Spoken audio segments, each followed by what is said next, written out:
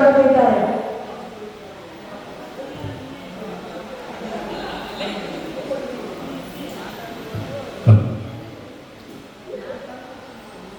ಚಿನ್ನದಂತ ಮನಸ್ಸಿನ ಚಿನ್ನು ಪ್ರಿಯ ಅವರು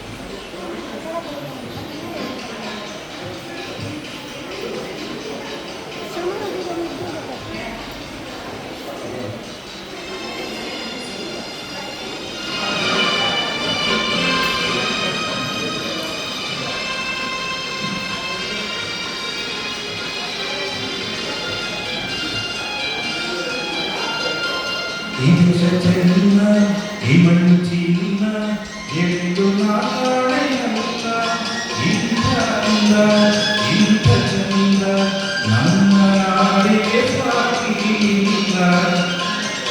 ಈ ದೇಶ ಚೆನ್ನ ಈ ಮಣ್ಣು ಚಿನ್ನ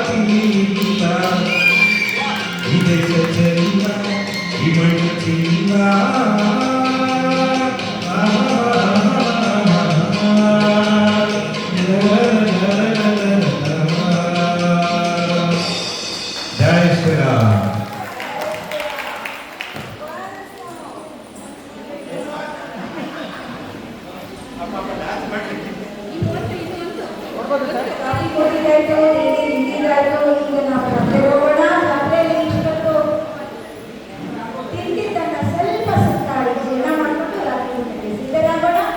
ಮಧು ವಸ್ತಾದ್ ಮುಂಬೈ ಕನ್ನಡತಿ ಅವರ ಪರಿಕಲ್ಪನೆ ಈಗ ನಮ್ಮ ವೇದಿಕೆಯಲ್ಲಿ ಮೂಡಿ ಬರ್ತಾ ಇದೆ. ಜಾನಪದ ಜಾತ್ರೆ ಬನ್ನಿ ಎಂದು ಜಾತ್ರೆ ಹೋಗೋಣ. ಈಗ ಸ್ವಲ್ಪ ಹೊತ್ತು ನಾನು ವಿಶ್ರಾಂತಿ ತಗೊಳ್ತೀನಿ. ಅಲ್ಲಿವರೆಗೂ ಸುಮಾಸನೆಯಲ್ಲಿ ನಾನು ಕರ್ಕೊಂಡು ಹೋಗ್ತಾರೆ. ಆಮೇಲೆ ಮತ್ತೆ ಬಂದು ನಾನು ಕರ್ಕೊಂಡು ಹೋಗ್ತೀನಿ.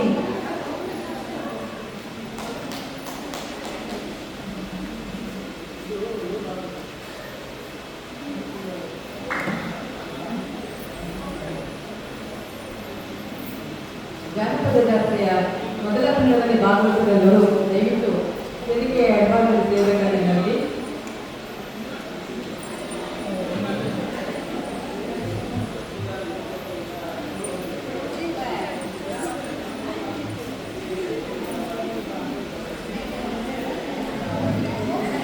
ಜಾನಪದ ಜಾತ್ರೆಯನ್ನ ಪ್ರಾರ್ಥನೆ ಮೂಲಕ ಶುರು ಮಾಡೋಣ.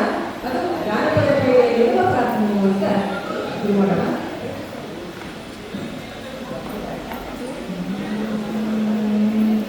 ಕೈ ಮುಗಿದು ಗಣಪತಿಗೆ ಕಟ್ಟಿದೋ ಹೆಜ್ಜೆ, ಕೈ ಮುಗಿದು ಸರಸ್ವತಿಗೆ ಹಾಕಿದೋ ಹೆಜ್ಜೆ, ಕೈ ಮುಗಿದು ಗಣಪತಿಗೆ ಕಟ್ಟಿದೋ ಹೆಜ್ಜೆ, ಕೈ ಮುಗಿದು ಸರಸ್ವತಿಗೆ ಹಾಕಿದೋ ಹೆಜ್ಜೆ, ಕಟ್ಟಿದೋ ಹೆಜ್ಜೆ ಕಣಕಣ ಹೆಜ್ಜೆ, ಕಟ್ಟಿದೋ ಹೆಜ್ಜೆ ಕಣಕಣ ಹೆಜ್ಜೆ, ಹಾಕಿದೋ ಹೆಜ್ಜೆ ಹೂವಿನ ಹೆಜ್ಜೆ, ಹಾಕಿದೋ ಹೆಜ್ಜೆ ಹೂವಿನ ಹೆಜ್ಜೆ, ಕೈ ಮುಗಿದು ಗಣಪತಿಗೆ ಕಟ್ಟಿರೋ ಹೆಜ್ಜೆ, ಕೈ ಮುಗಿದು ಸರಸ್ವತಿಗೆ ಹಾಕಿರೋ ಹೆಜ್ಜೆ. ಕಳೆದಿದೆ ಒಂದು ವರುಷ ನಿಜ ಬಂತು ಚೈತ್ರ, ಕಣ್ಣಿಟ್ಟ ಕಡೆಗೆಲ್ಲ ಚಿತ್ತಾರಿ ಚಿತ್ರ. ಕಳೆದಿದೆ ಒಂದು ವರುಷ ನಿಜ ಬಂತು ಚೈತ್ರ, ಕಣ್ಣಿಟ್ಟ ಕಡೆಗೆಲ್ಲ ಚಿತ್ತಾರಿ ಚಿತ್ರ. ದಿನ ದಿನ ಇದ್ದಂತೆ ಹೊತ್ತಾರೆ ಬೆಳಕು, ಆದರೂ ಹಿಂಗೈತೆ ಹಿಂದೇಕೋ ತಳುಕು. ದಿನ ದಿನ ಇದ್ದಂತೆ ಹೊತ್ತಾರೆ ಬೆಳಕು, ಆದರೂ ಹಿಂಗೈತೆ ಹಿಂದೇಕೋ ತಳುಕು. ಕೈ ಮುಗಿದು ಗಣಪತಿಗೆ ಕಟ್ಟಿರೋ ಹೆಜ್ಜೆ, ಕೈ ಮುಗಿದು ಸರಸ್ವತಿಗೆ ಹಾಕಿರೋ ಹೆಜ್ಜೆ. ಮಾಗಿಯ ಚಳಿ ಕಳೆದು ಬಂದದೆಲ್ಲ ಹುಡುಗಿ, ಆ ತಾಯಿ ಹಸಿರೊಟ್ಟ ಚೆಲುವಾಂಗ ಬೆಳಗಿ. ಮಾಗಿಯ ಚಳಿ ಕಳೆದು ಬಂದದೆಲ್ಲ ಹುಡುಗಿ, ಆ ತಾಯಿ ಹಸಿರೊಟ್ಟ ಚೆಲುವಾಂಗ ಬೆಳಗಿ. ಹಸಿರುಂಟು ಹೂಮುಡಿದು ಪೂಜಿಸು ಗಂಧ, ಹಸಿರುಂಟು ಹೂಮುಡಿದು ಪೂಜಿಸು ಗಂಧ. ಹಸಿರುಟ್ಟ ಹೆಣ್ಣಂತೆ ಇವಳಂದ ಚಂದ, ಹಸಿರೊಟ್ಟ ಹೆಣ್ಣಂತೆ ಇವಳಂದ ಚಂದ. ಕೈ ಮುಗಿದು ಗಣಪತಿಗೆ ಕಟ್ಟಿರೋ ಹೆಜ್ಜೆ, ಕೈ ಮುಗಿದು ಸರಸ್ವತಿಗೆ ಹಾಕಿರೋ ಹೆಜ್ಜೆ, ಕಟ್ಟಿರೋ ಹೆಜ್ಜೆ ಕಣಕಣ ಹೆಜ್ಜೆ, ಕಟ್ಟಿರೋ ಹೆಜ್ಜೆ ಕಣಕಣ ಹೆಜ್ಜೆ, ಹಾಕಿರೋ ಹೆಜ್ಜೆ ಹೂವಿನ ಹೆಜ್ಜೆ, ಹಾಕಿರೋ ಹೆಜ್ಜೆ ಹೂವಿನ ಹೆಜ್ಜೆ. ಕೈ ಮುಗಿದು ಗಣಪತಿಗೆ ಕಟ್ಟಿರೋ ಹೆಜ್ಜೆ, ಕೈ ಮುಗಿದು ಸರಸ್ವತಿಗೆ ಹಾಕಿರೋ ಹೆಜ್ಜೆ, ಕೈ ಮುಗಿದು ಸರಸ್ವತಿಗೆ ಹಾಕಿರೋ ಹೆಜ್ಜೆ, ಕೈ ಮುಗಿದು ಸರಸ್ವತಿಗೆ ಹಾಕಿರೋ ಹೆಜ್ಜೆ.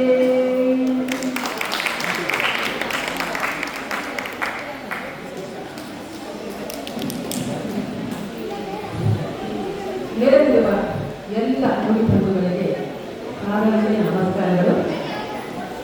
ಇಲ್ಲಿ ನೆರೆದಿರುವ ನುಡಿ ಬಂಧುಗಳಿಗೆಲ್ಲ ನಮ್ಮ ನುಡಿ ತೋರಣದ ಜಾನಪದ ಜಾತ್ರೆಗೆ ಆತ್ಮೀಯವಾದ ಸ್ವಾಗತ.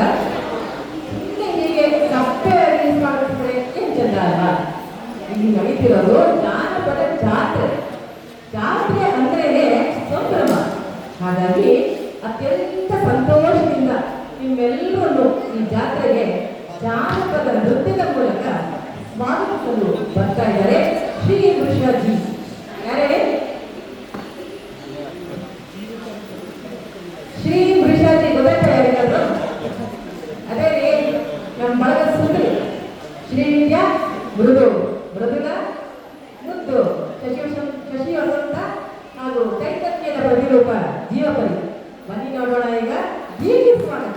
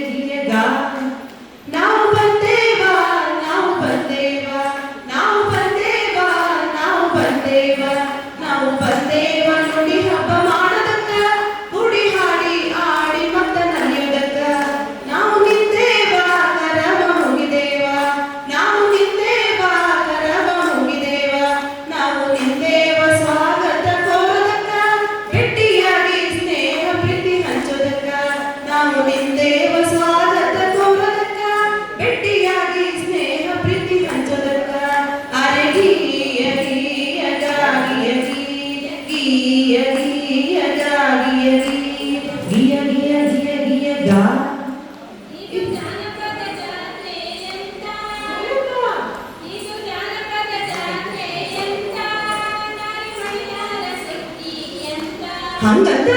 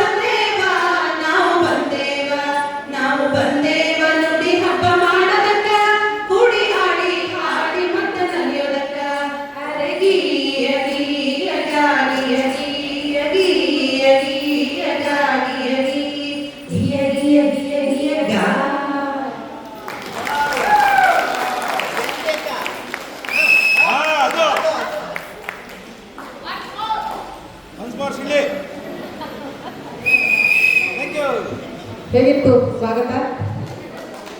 ಒನ್ಸ್ ಮೋರ್ ಅವ್ರ ಮುಂದೆ ಇನ್ನೊಂದು ಮಾಡಲಿಕ್ಕಿದ್ದಾರೆ. ಹಾಗಾಗಿ ಒನ್ಸ್ ಮೋರ್ ಸ್ವೀಕೃತಿ ಮಾಡಲಿಕ್ಕೆ ಆಗೋದಿಲ್ಲ. ಈಗ ನಮ್ಮ ಜಾನಪದ ಶ್ರೀಮಂತಿಕೆಗೆ ಅತ್ಯಂತ ಮಹತ್ವದ ಕೊಡುಗೆ ಎಂದರೆ ಬಾಯಿಯಿಂದ ಬಾಯಿಗೆ ಹರಿದು ಬಂದಿರುವ ನಮ್ಮ ಜಾನಪದ ಗೀತೆಗಳು. ಬದುಕಿನ ತತ್ವಗಳ ಜೊತೆಗೆ ಸಂಸ್ಕೃತಿಯ ಮಹತ್ವವನ್ನು ಸಾರುವ ಈ ಗೀತೆಗಳನ್ನು ನಮ್ಮ ಮುಂದಿನ ಪೀಳಿಗೆಗೂ ರವಾನಿಸುವ ಜವಾಬ್ದಾರಿ ನಮ್ಮೆಲ್ಲರದ್ದು. ನಿಮ್ಮ ಮುಂದೀಗ ಇಂತಹ ಒಂದು ಸುಂದರ ಜವಾಬ್ದಾರಿ ನಿರ್ವಹಿಸಲು ಬರ್ತಾ ಇದ್ದಾರೆ ಶ್ರೀಮತಿ ವಿಜಯ ನಿರ್ಮಲಾ ಹಾಗೂ ಶ್ರೀಮತಿ ಕಮಲಾ ಗೌಡರಡಿಯವರು ಚನ್ನಪ್ಪ ಚನ್ನಗೌಡ ನೃತ್ಯದ ಮೂಲಕ.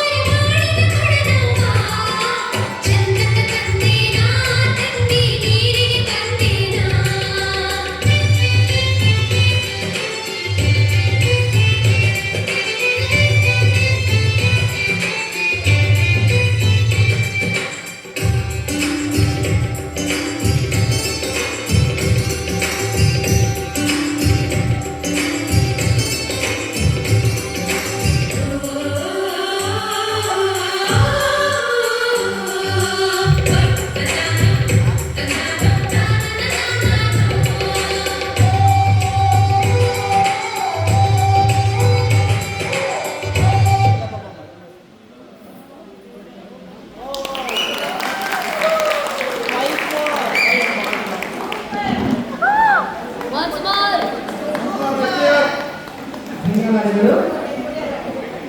ಇಂದಿರಾ ನಿರ್ಮಲ ಹಾಗೂ ಕಮಲಾ ಅವರಿಗೆ ಕಲೆಯ ಅನೇಕ ಭಾಗಗಳಲ್ಲಿ ನಾಟಕ, ಯಕ್ಷಗಾನ, ಏಕಪಾತ್ರ ಅಭಿನಯ, ಚಲನಚಿತ್ರ ಹೀಗೆ ಹಲವು ಮಾಧ್ಯಮಗಳ ಮೂಲಕ ಕಲೆಯ ಪ್ರಚಾರ ಆಗ್ತಾ ಇದೆ. ಅದರಲ್ಲಿ ಈ ಏಕಪಾತ್ರ ಅಭಿನಯ ಅನ್ನುವಂಥದ್ದು ಒಂದೇ ವ್ಯಕ್ತಿ ವಿವಿಧ ಪಾತ್ರಗಳನ್ನು ಅಭಿನಯಿಸುವಂಥ ಒಂದು ವಿಶಿಷ್ಟ ಕಲೆ. ಈ ಕಲೆಯಲ್ಲಿ ಆಗಲೇ ಪ್ರಶಸ್ತಿಯನ್ನು ಪಡೆದಿರುವಂಥ ನಮ್ಮ ಭಾರತದ ಹೆಮ್ಮೆಯ ಕರಾವಳಿ ಸುವರಿ ಸುಮನಾ ಬೇರ್ಡೆ ಅವರು ಈಗ ಒಂದು ಏಕಪಾತ್ರ ಅಭಿನಯ ಮಾಡಿದ್ದಾರೆ. ಪ್ರಸಂಗ ಭೀಷ್ಮ ಪ್ರತಿಜ್ಞೆ. ಪ್ರಸಂಗ ಅಂತ ಫಸ್ಟ್ ಯಕ್ಷಗಾನ ಅಂತಿದ್ರು, ಈಗ ಏಕಪಾತ್ರ ಅಭಿನಯ ಭೀಷ್ಮ ಪ್ರತಿಜ್ಞೆಯನ್ನು ಅವರು ಅಭಿನಯಿಸಿ ತೋರಿಸ್ತಾರೆ.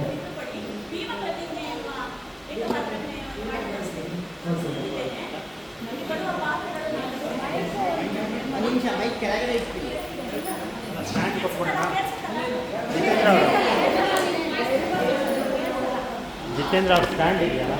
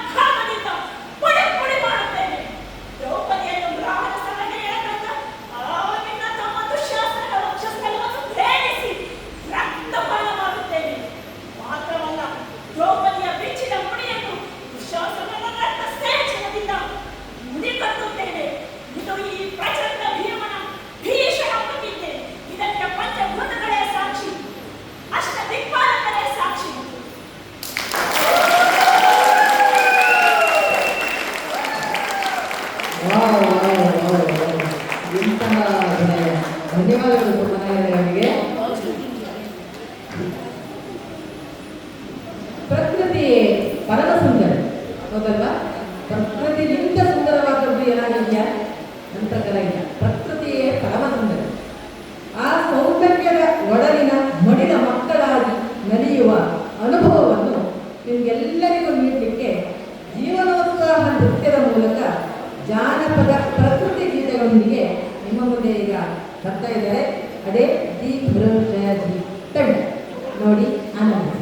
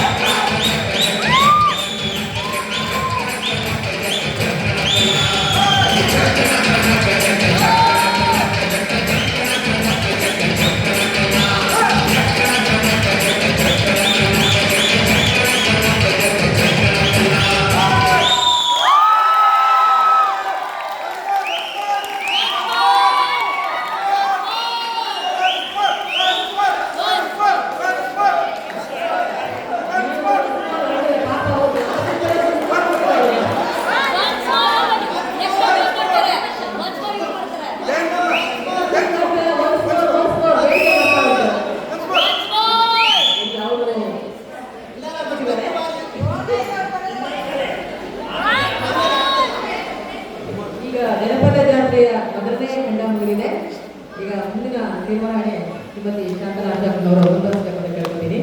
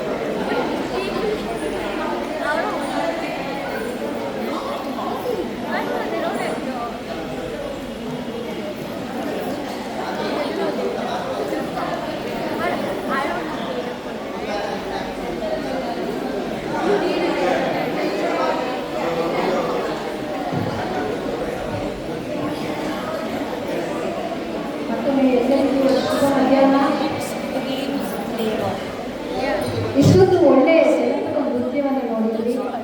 ಈಗ ಆ ಜನಪದ ರಾಗಗಳಲ್ಲಿ ಹೆಣ್ಣಿನ ಜೀವ ಭಾವ ಹೇಗಿರುತ್ತೆ ಅನ್ನೋದರ ಅನಾವರಣ ಇದೀಗ ನಿಮ್ಮ ಮುಂದೆ. ಮೊದಲಿಗೆ ಕಾರ್ಯಕ್ರಮದ ರೂವಾರಿ ಮುಂಬೈನ ಬೆಳಗಿ ನುಡಿ ತೋರಣದ ಎವರ್ಗ್ರೀನ್ ಹುಡುಗಿ ಮಧು ಮೇಡಮ್ ಅವರಿಗೆ ಅವರ ಅನುಪಸ್ಥಿತಿಯಲ್ಲೂ ಅವರಿಗೆ ನಾವೆಲ್ಲ ಒಂದು ಮೆಚ್ಚುಗೆಯನ್ನು ಹೇಳಲೇಬೇಕು. ಏಕೆಂದರೆ ಅದೆಲ್ಲದೂ ಪರಿಸ್ಥಿತಿಯಲ್ಲಿಯೂ ಸಹ ನಾವೆಲ್ಲರನ್ನ ತಯಾರು ಮಾಡಿ ಇಲ್ಲಿ ಸ್ಟೇಜ್ ಮೇಲೆ ನೀವು ನಿಲ್ಲಿ ಅಂತ ಹೇಳಿ ನಮಗೊಂದು ಧೈರ್ಯವನ್ನು ಕೊಟ್ಟಿದ್ದಾರೆ. ಹಾಗಾಗಿ ಅವರಿಗೆ ನಮ್ಮೆಲ್ಲರಿಂದ ಒಂದು ಅಭಿನಂದನೆಗಳು ಈ ವೇದಿಕೆಯ ಪರವಾಗಿ.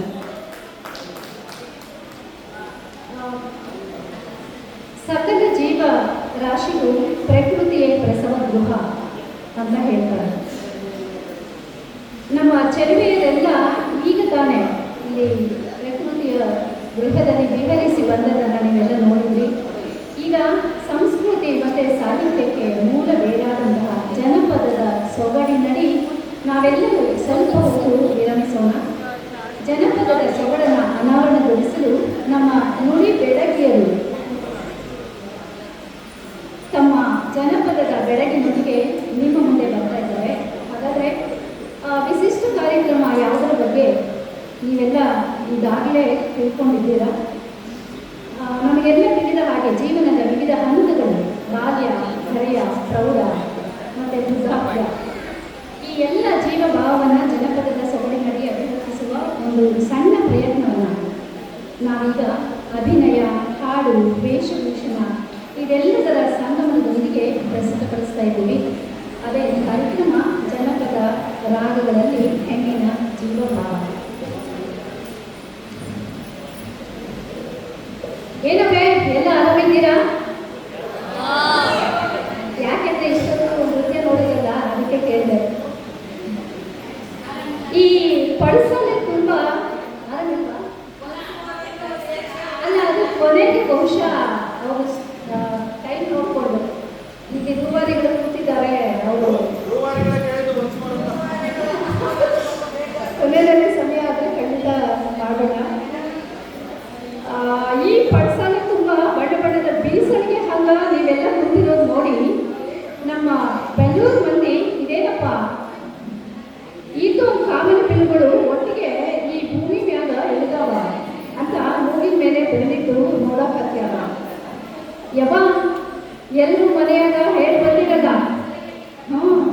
ಹೇಳಿ ಕೇಳಿ ಬೆಂಗಳೂರು ಬೆರಗಾಗುವಂತಹ ನಗರ ಇದು.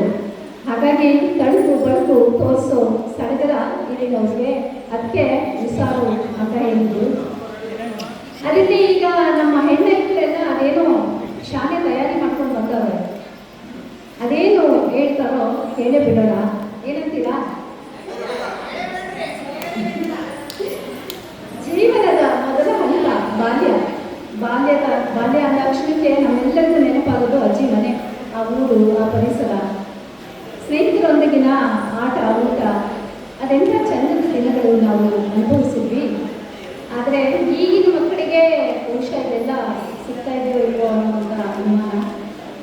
ಕೂಸಿದ್ದ ಮನೆಗೆ ಬೀಸಣಿಗೆ ಯಾವಾಗ ಕೂಸು ತಂದೆಯ ಒಳಹೊಂದ ಆಡಿದರ ಬೀಸಣಿಗೆ ಗಾಳಿ ಸುಳಿದಾವ ಅಂತ ಹೇಳ್ತಾ ಬಾಲ್ಯದ ನೆನಪುಗಳನ್ನು ಮತ್ತೊಮ್ಮೆ ಮೆಲುಕು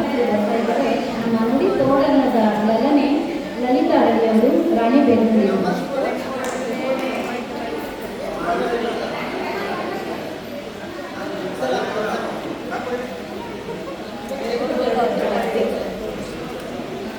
ಒಂದು ಜಾನಪದ ಗೀತೆ.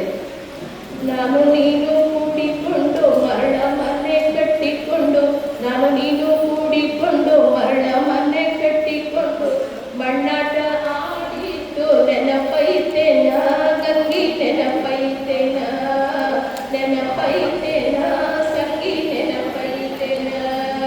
ಮಳೆ ಬಂದು ನೀರಾಗಿ ಕೆರೆ ತುಂಬಿ ಹರಿವಾಗ, ಮಳೆ ಬಂದು ನೀರಾಗಿ ಕೆರೆ ತುಂಬಿ ಹರಿವಾಗ, ಅಡಿರಾಡಿ ಮಾಡಿದ್ದು ನೆನಪೈತೇನ ಸಂಗಿ, ನೆನಪೈತೇನ ಅಡಿರಾಡಿ ಮಾಡಿದ್ದು ನೆನಪೈತೇನ ಗಂಗಿ, ನೆನಪೈತೇನ. ನಿನ್ನ ಲಂಗನೆಂದದ್ದು ನನ್ನ ಅಂಗಿ ತೊಯ್ದದ್ದು, ನಿನ್ನ ಲಂಗನೆಂದದ್ದು ನನ್ನ ಅಂಗಿ ತೊಯ್ದದ್ದು, ಅವನ ಹತ್ರ ನಿಮ್ಮವ್ವ ಜಗಳಾಡಿದ್ರಲ್ಲೇ ಗಂಗಿ, ಜಗಳಾಡಿದ್ರಲ್ಲೇ ಜಗಳಾಡಿದ್ರಲ್ಲೇ ಸಂಗಿ, ಜಗಳಾಡಿದ್ರಲ್ಲೇ. ಜಗಳನೆಲ್ಲ ಅವ್ರಿಗೆ ಬಿಟ್ಟು ಒಳಗೆ ನಾವು ನಕ್ಕು ನಕ್ಕು, ಜಗಳನೆಲ್ಲ ಅವ್ರಿಗೆ ಬಿಟ್ಟು ಒಳಗೆ ನಾವು ನಕ್ಕು ನಕ್ಕು, ಸ್ನೇಹ ಬೆಳೆದು ನನ್ನ ಮಾತು ನೆನಪೈತೇನ ಗಂಗಿ, ನೆನಪೈತೇನ ನೆನಪೈತೇನ ಸಂಗಿ, ನೆನಪೈತೇನ. ನಾನು ನೀನು ಕೂಡಿಕೊಂಡು ಮರಳ ಮನೆ ಕಟ್ಟಿಕೊಂಡು, ನಾನು ನೀನು ಕೂಡಿಕೊಂಡು ಮರಳ ಮನೆ ಕಟ್ಟಿಕೊಂಡು, ಮಣ್ಣಾಟ ಆಡಿ ನೆನಪೈತೇನ ಗಂಗಿ, ನೆನಪೈತೇನ. ಹುಣಸೆ ಕೊಟ್ಟು ನಿನ್ಗೆ ತೋರಿಸಿ ನಿನ್ನ ಬಾಯಾಗ ನೀರು ಬರೆಸಿ, ಹುಣಸೆ ಕೊಟ್ಟು ನಿನ್ಗೆ ತೋರಿಸಿ ನಿನ್ನ ಬಾಯಾಗ ನೀರು ಬರೆಸಿ, ಬೆಳ್ಳು ಕುಳಿಸಿ ಆಸೆ ಬುರುಕಿ ಅಂದಿದ್ದಿಲ್ಲೇನ ನಾನು, ಅಂದಿದ್ದಿಲ್ಲೇನ. ಮನೆಯ ಬೆಲ್ಲ ಕೊಟ್ಟಿಲ್ಲಂತ ಬಿಕ್ಕಿ ಬಿಕ್ಕಿ ಅಳುತ್ತಿದ್ದಾಗ, ಮನೆಯ ಬೆಲ್ಲ ಕೊಟ್ಟಿಲ್ಲಂತ ಬಿಕ್ಕಿ ಬಿಕ್ಕಿ ಅಳುತ್ತಿದ್ದಾಗ, ಗುಬ್ಬಿಯನ್ನ ಮಾಡಿ ನಾನು ಕಣ್ಣಿಗೆ ಕೊಟ್ಟಿದ್ದಿಲ್ಲೇನ ಗಂಗಿ, ಕೊಟ್ಟಿದ್ದಿಲ್ಲೇನ ಕೊಟ್ಟಿದ್ದಿಲ್ಲೇನ ಸಂಗಿ, ಕೊಟ್ಟಿದ್ದಿಲ್ಲೇನ. ನಾನು ನೀನು ಕೂಡಿಕೊಂಡು ಮರಳ ಮನೆ ಕಟ್ಟಿಕೊಂಡು, ಮಣ್ಣಾಟ ಆಡಿದ್ದು ನೆನಪೈತೇನ ಗಂಗಿ, ನೆನಪೈತೇನ ನೆನಪೈತೇನ ಸಂಗಿ, ನೆನಪೈತೇನ. ಕಣ್ಣ ಮುಚ್ಚೆ ಕಾಡೆ ಕೂಡೆ ಉದ್ದಿನ ಮುಟ್ಟೆ ಉರುಳೆ ಹೋಯ್ತು, ಕಣ್ಣ ಮುಚ್ಚೆ ಕಾಡೆ ಕೂಡೆ ಉದ್ದಿನ ಮುಟ್ಟೆ ಉರುಳೆ ಹೋಯ್ತು, ಆಡಿದ್ದಿಲ್ಲೇನ ನಾವು, ಆಡಿದ್ದಿಲ್ಲೇನ ಆಡಿದ್ದಿಲ್ಲೇನ ನಾವು, ಆಡಿದ್ದಿಲ್ಲೇನ. ಟುಟು ನಿನ್ನ ಚಾಳಿ ಬಿಟ್ಟೆ, ಟುಟು ನನ್ನ ಚಾಳಿ ಬಿಟ್ಟು, ಟುಟು ನಿನ್ನ ಚಾಳಿ ಬಿಟ್ಟು, ಟುಟು ನನ್ನ ಚಾಳಿ ಬಿಟ್ಟು, ಮರುಕ್ಷಣಕ ಕೂಡಾಡಿದ್ದು ನೆನಪೈತೇನ ಸಂಗಿ, ನೆನಪೈತೇನ ನೆನಪೈತೇನ ಗಂಗಿ, ನೆನಪೈತೇನ. ನಾನು ನೀನು ಕೂಡಿಕೊಂಡು ಮರಳ ಮನೆ ಕಟ್ಟಿಕೊಂಡು, ಮಣ್ಣಾಟ ಆಡಿದ್ದು ನೆನಪೈತೇನ ಗಂಗಿ, ನೆನಪೈತೇನ ನೆನಪೈತೇನ ಸಂಗಿ, ನೆನಪೈತೇನ.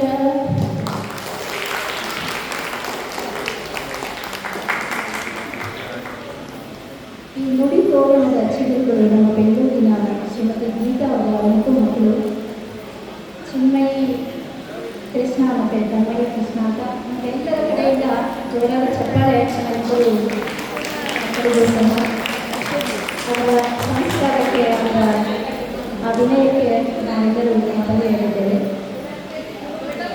ನೆನಪಿನ ಓದಿಯೊಳಗೆ ಮುಗಿತಾವ ಎಣ್ಣೆ ರೂಪ, ಎಲ್ಲಿ ಹೊರಗೋ ಗೆಳೆಯ ನೆನಪಿತಾವ.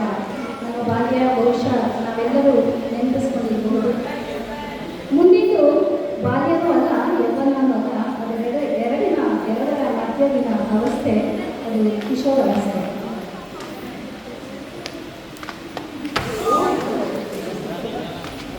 ಅದರಲ್ಲೂ ಹೆಣ್ಣು ಮಕ್ಕಳು ಈ ಹಂತಕ್ಕೆ ಬಂದಾಗ ಒಂಥರ ಕೂರೋ ಹೊಂದಿಲ್ಲ, ಈಗ ಹೊಂದಿಲ್ಲ ಅನ್ನೋ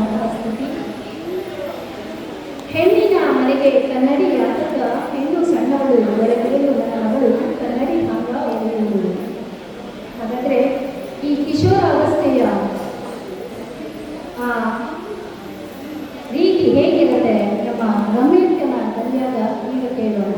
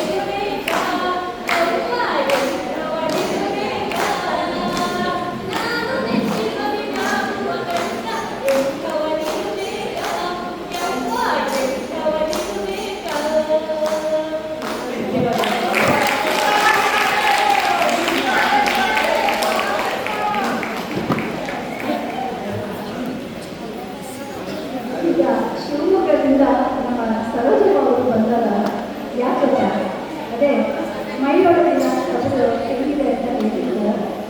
ಆ ಯೌವನ ಹೆಂಗಿರ್ತದೆ ಅಂತ ಹೇಳಿ ಅವರ ಪದಗಳಿಗೆ ಕೇಳಿದ್ರು.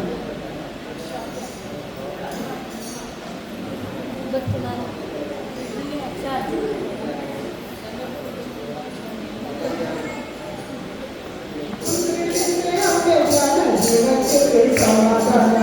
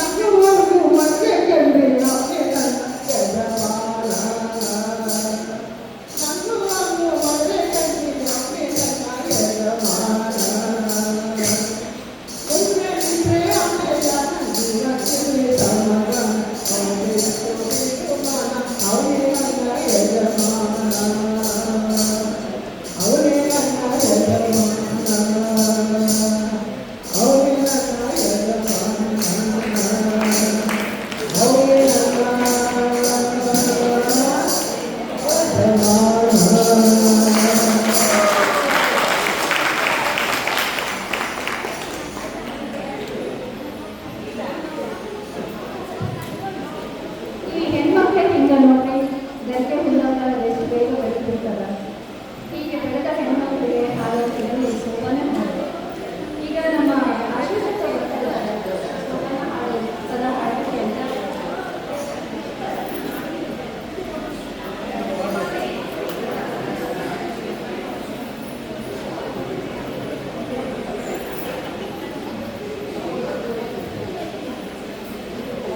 ಮಧುವೀಯ ಪರಿಚಂದ ಮುದ್ರಾನಂದರ ಚಂದ ಮಧುವ್ಯಾಗ ಚಂದ ನನ್ನ ತಮ್ಮ ಮಧುವ್ಯಾಗ ಚಂದ ನನ್ನ ತಮ್ಮದರಾಗ ಬೆಳಸಾಗಿತ್ತಿ ಚಂದ ಎಡಬಲಕ ಬೆಳಸಾಗಿತ್ತಿ ಚಂದ ಎಡಬಲಕ ಸೋ ಎನ್ನಿರೆ ಸೋಬಾನ ಎನ್ನಿರೆ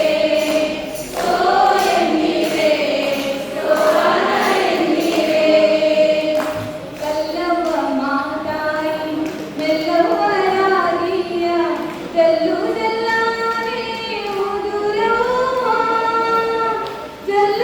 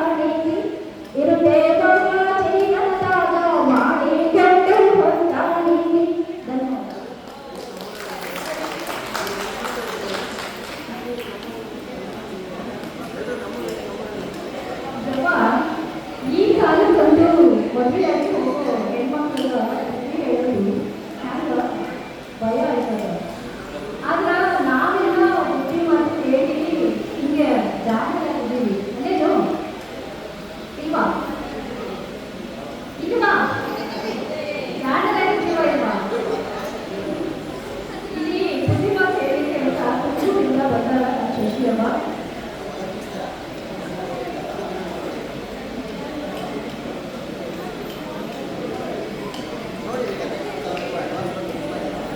ಅದಕ್ಕೆ ಹೂವಿಲ್ಲ, ಸ್ಥಳಕ್ಕೆ ಕೊನೆಯಿಲ್ಲ, ಜಾಲಿಯ ಮರವು ನೆರಳಲ್ಲ, ಜಾಲಿಯ ಮರವು ನೆರಳಲ್ಲ.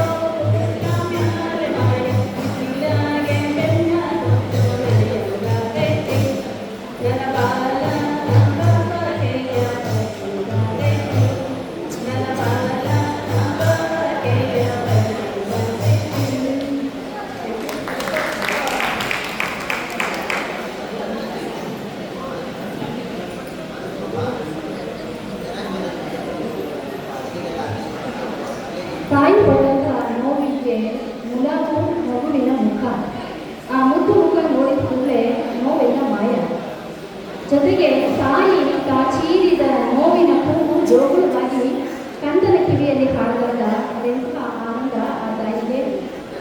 ಈ ರತ್ನದಂಥ ಮಗುವಿಗೆ ಹೇಗೆ ಜೋಗುಳ ಹಾಡ್ತಾರೆ ನೋಡೋಣ ನಮ್ಮ ಬಡವನಲ್ಲಿ ರತ್ನಕ್ಕ ಅವರ ಪದಗಳಲ್ಲಿ. ಎವಿ ರತ್ನಕ್ಕನ ಜೋಗುಳ ಪದಕ್ಕೆ ನೀವೆಲ್ಲ ಮಲಗಿರಿ ಜೋಕೆ.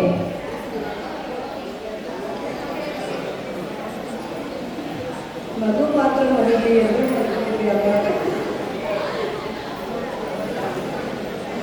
ಬಂಗಾರದ ಬಟ್ಟಿಲು ಗಿರಿಜಾಗೆ ಮಧುರ ಸಿಂಗಾರದ ಶ್ರೀಕೃಷ್ಣನ ಚಂದಾಗಿ ತೂಗಿದೆ. ಸಿಂಗಾರದ ಶ್ರೀಕೃಷ್ಣನ ಚಂದಾಗಿ ತೂಗಿದೆ.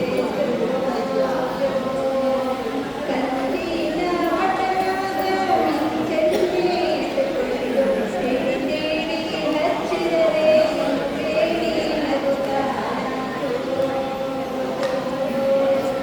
ಬೆಳ್ಳಿಯ ಹಂಡ್ಯಾಗ ಬಂಗಾರದ ಗಿಂಡಿ ತುಂಬಿ ತುಂಬಿ ಒಳಸಾದ ನೀರಿ ಅಳುತ್ತಾಳ ಸಂಜೆಯ ಗುಲಾಬಿ ಗೊಂಜಾಲ ಬಿಳಿ ಮುದ್ದು ಅಂದದ ಶ್ರೀಕೃಷ್ಣಗೆ ಚಂದಾಗಿ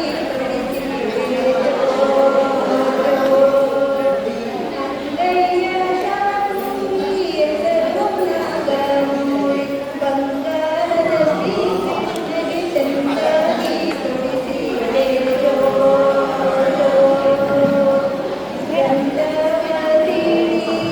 ಬಳಿದು ಬಣ್ಣದ ತುಂಬಿ ಹಿಡಿದೀಡಿ ಹಚ್ಚಿದರೆ ಕಾಡಿ ಕಾಡಿ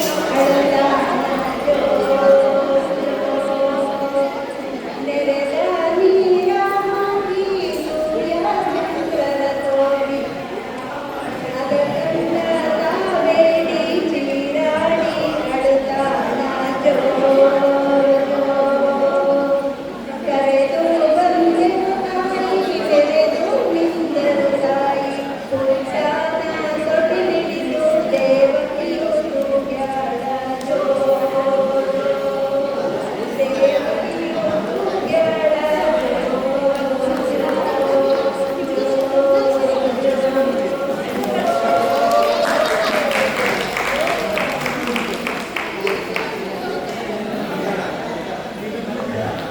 ಯಾರಾದ್ರೂ ಮಲಗಿದ್ದೀರಾ?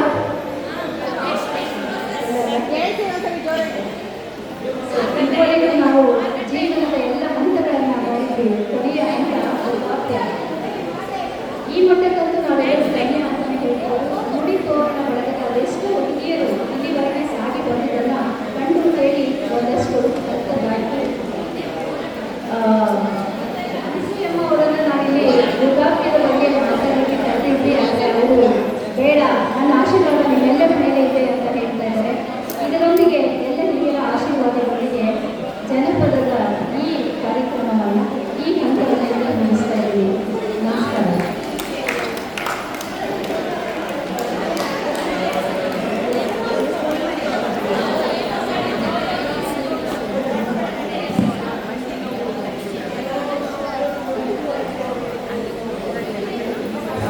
ಜನಪದ ಜಾತ್ರೆಯ ಈಗ ಕೊನೆಯ ಸುತ್ತಿಗೆ ಬಂದಿದ್ದೇವೆ ಅಂತಲೇ ಹೇಳ್ಬೋದು.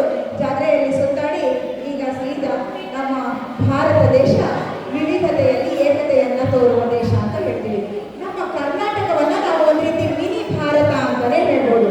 ಯಾಕಂದ್ರೆ ಕನ್ನಡ ಸುಮಾರು ಒಂದು ಹೆಚ್ಚು ಕಮ್ಮಿ 10 ರಿಂದ 15 ಕಿಲೋಮೀಟರ್ ದೂರ ಹೋಗುವಷ್ಟರಲ್ಲಿ ಕನ್ನಡ ಬದಲಾವಣೆ ಆಗ್ತಾ ಇರುತ್ತೆ. ಹಾಗಾಗಿ ನಮ್ಮ ಕನ್ನಡದ ಬದಲಾವಣೆ ಎಷ್ಟಿದೆ ಅಂದ್ರೆ ಕನ್ನಡ ಭಾಷೆನೇ, ಆದರೆ ಮಾತನಾಡುವ ರೀತಿ ಮಾತ್ರ ಬೇರೆ. ಹಾಗಾಗಿ ಈಗ ಕನ್ನಡದ ಬದಲಾವಣೆ ಅದು ಹೇಗೆ ಯಾವ ಯಾವ ಪ್ರಾಂತ್ಯಗಳಲ್ಲಿ ಯಾವ ರೀತಿ ಕನ್ನಡ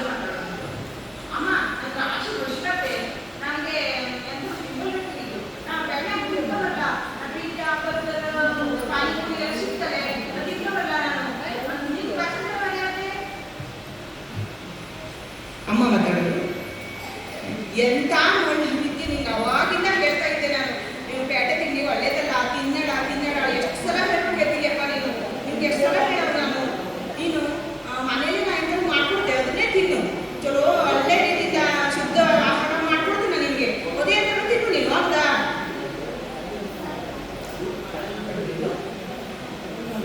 ನೀ ಅಮ್ಮ ಎಂತ ನೀ ಮನೆ ಮಾಡೋದು ಎಂತದ್ದು, ಯಾವಾಗ ನೋಡಿದ್ರು ಅದೇ ಹಳೆ ಕಾಲದವ್ರು ತಿಂಡಿ, ಅದೇ ಅಕ್ಕಿ ರೊಟ್ಟಿ, ಅದೇ ಅವಲಕ್ಕಿ, ಅದೇ ದೋಸೆ, ಯಾವಾಗ ನೋಡಿದ್ರು ಅದೇ ಮಾಡ್ತೀಪ್ಪ ನೀನು.